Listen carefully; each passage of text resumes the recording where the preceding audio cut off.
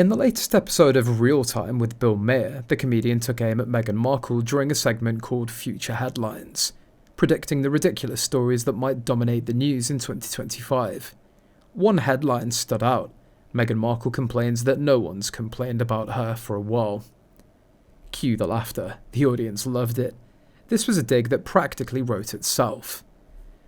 To be fair, Meghan and Harry have been unusually quiet lately. Not because they've miraculously decided to embrace the private life that they once claimed to crave, but because they're just not being invited anywhere. Hollywood seems to have ghosted them. No royal events, no major celebrity galas, no Oprah interviews. When you're not on the guest list, it's hard to make a scene.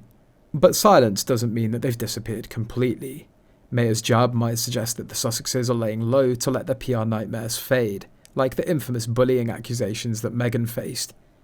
But many suspect their quiet period is the calm before yet another storm of complaints, thinly veiled as bombshells.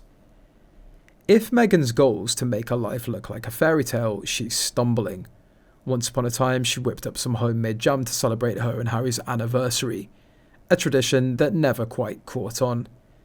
Perhaps this year's anniversary of the jam that never was will feature another desperate attempt at reclaiming relevance. Maybe Meghan will concoct a new batch and post it on Instagram with an inspirational caption. Meanwhile, Harry's been spotted in Vancouver handing out free tickets to the Invictus Games, a move that many interpreted as damage control for the fact that apparently people aren't exactly scrambling to attend. Even his invitations to children to ask about what it's like to be a prince at Christmas seem awkwardly quaint. A couple of years ago, a top crisis management guru outlined the Sussexes' only shot at salvaging their reputation, shutting up and doing actual charity work without publicity. Instead, they've stuck with their tried and true formula of weak PR stunts, self-congratulatory documentaries, and books that no one really asked for. Mayor's critique, spot on. You can't claim to hate attention while simultaneously chasing it with every word, gesture, and Netflix deal. It's like complaining about being cold while refusing to wear a coat. What's truly tragic is how far the Sussexes have fallen in the public eye.